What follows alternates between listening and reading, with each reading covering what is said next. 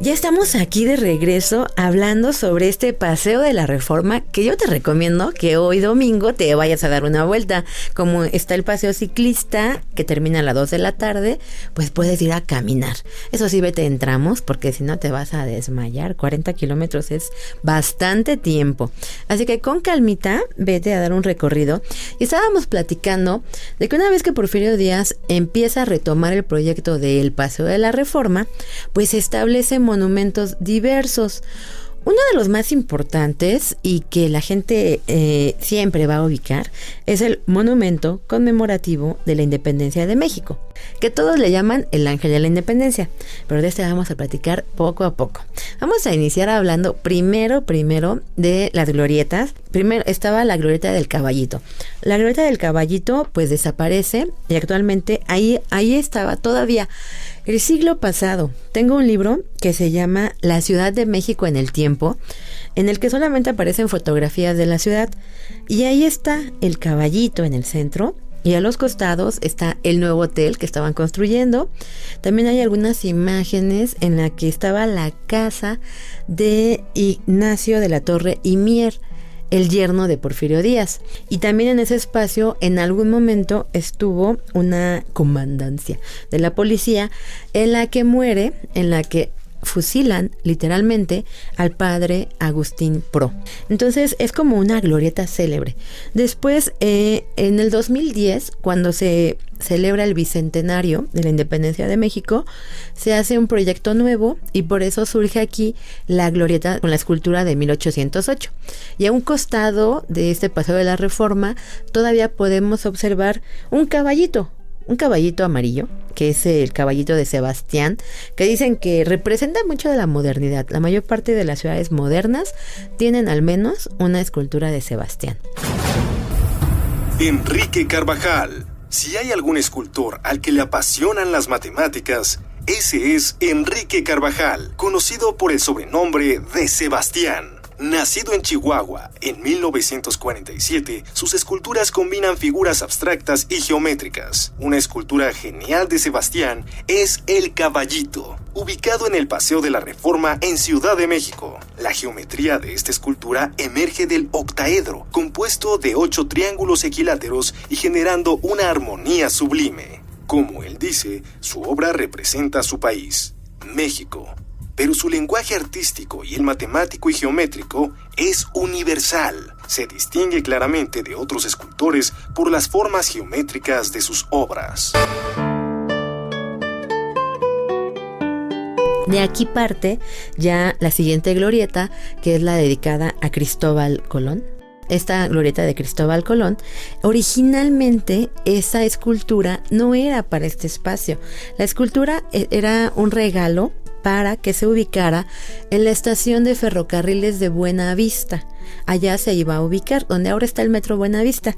Allá se iba a establecer este monumento, que se decide trasladarlo a un mejor espacio, que es ahí en el Paseo de la Reforma, y la obra la dona don Antonio Escandón. Antonio de Escandón y Garmendia fue un industrial mexicano que participó en la historia del ferrocarril en México. Comenzó su carrera como mercader, más tarde como industrial, antes de convertirse en banquero. Llegó a ser el más rico de México. Al tomar conciencia de la importancia de las vías de comunicación, en particular del ferrocarril, en 1857 obtuvo la concesión de la línea de Veracruz a México y todos los tranvías que en aquel tiempo circulaban por la capital, el más importante, el del Zócalo hasta Xochimilco. También fue miembro del grupo que en Miramar ofreció la corona de México a Maximiliano, comprometiéndose más tarde con el Segundo Imperio Mexicano, cuya corte frecuenta hasta el punto de obtener una condecoración por la Orden de Guadalupe. Tras la toma del poder por los juaristas, se exilió en París, Francia. Escandón encargó una estatua de Cristóbal Colón al escultor Charles Codier, la cual, al ser terminada, fue regalada a su pueblo natal en 1877, siendo incluso la última vez que visitó México al retornar al año siguiente a Francia. bueno, Antonio Escandón, dicen magnate ferrocarrilero. ¿Y qué les digo ferrocarrilero? Este señor tenía un castillo en Europa. Imagínense, era súper amigo de Porfirio Díaz, hablaba muy bien de él, decía que Porfirio Díaz era una persona que realmente quería el bien para México.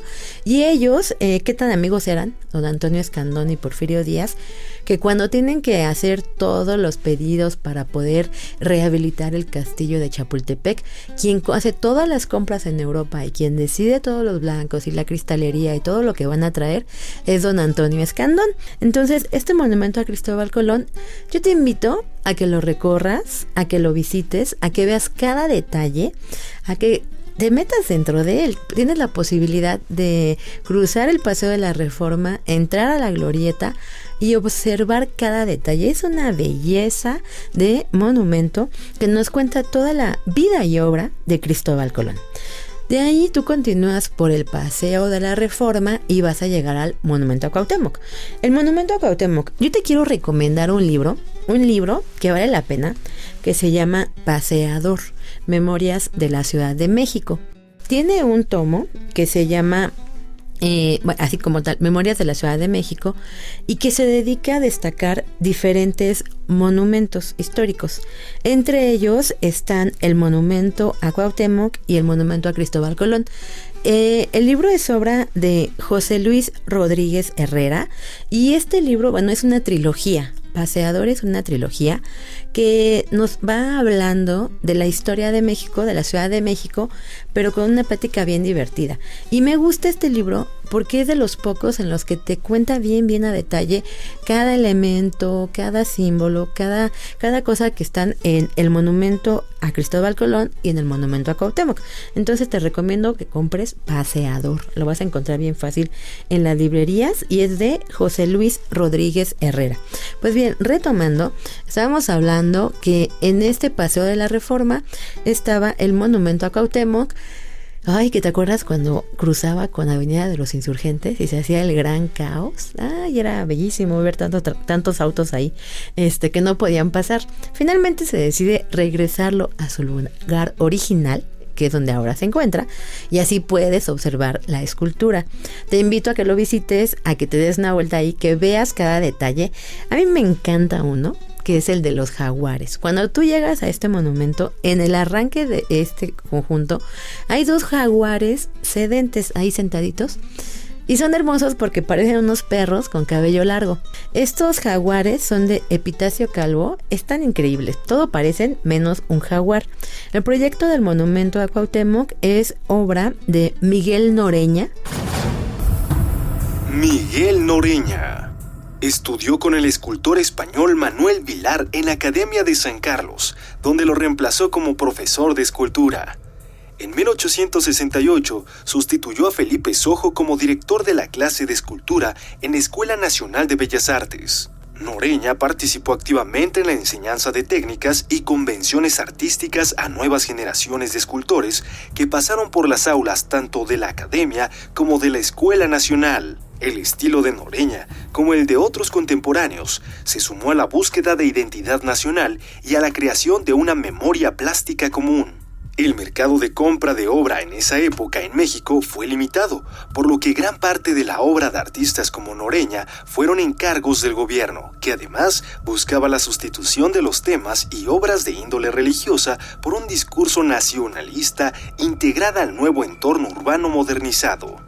En 1877, Carlos Pacheco, ministro de Fomento del gobierno de Porfirio Díaz, le encargó las esculturas del monumento a Cuauhtémoc.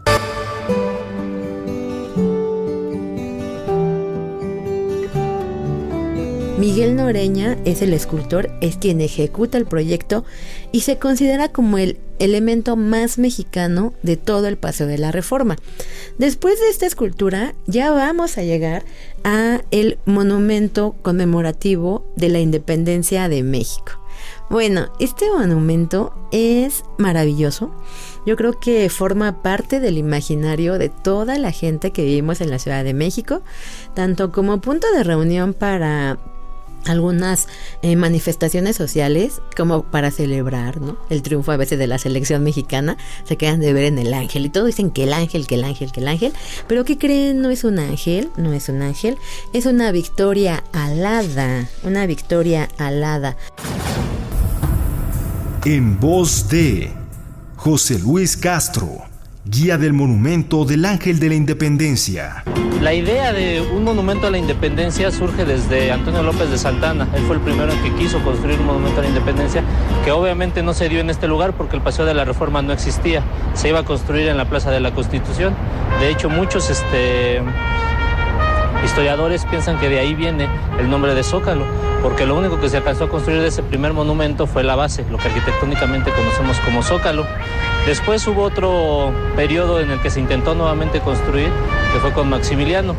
En ambos casos no se pudo por la situación política y económica por la que estaba atravesando el país en ese momento. Tuvo que llegar Porfirio Díaz para que con él se pudiera consolidar esta idea de monumento a la independencia. La construcción está marcada por dos periodos importantes, del año de 1900 al año de 1906. Este primer momento está marcado porque a mediados de 1906 los ingenieros se dieron cuenta de que el monumento se estaba ladeando. Entonces tuvieron que desarmar ese primer monumento, cavar nuevamente para encontrar el suelo lo suficientemente resistente y de ahí comenzar una nueva cimentación.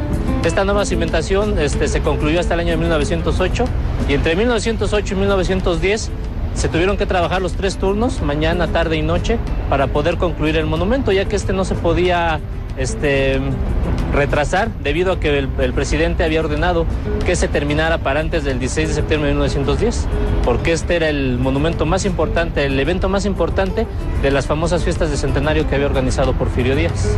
Lo que en realidad representa nuestro ángel de la independencia es a la diosa de la victoria. Está inspirada en la famosa victoria de Samotracia. En su mano izquierda porta una cadena rota.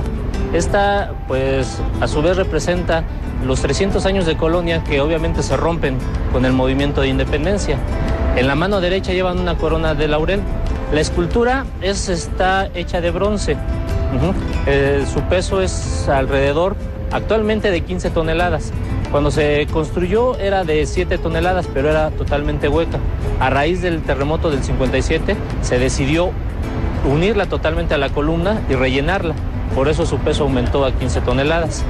La cubierta que tiene efectivamente es hoja de oro, pero está colocada de la misma manera en como están hechos los retablos de las iglesias. Es primero la lámina, se cincelea un poquito para que con un soplete se una el oro al bronce.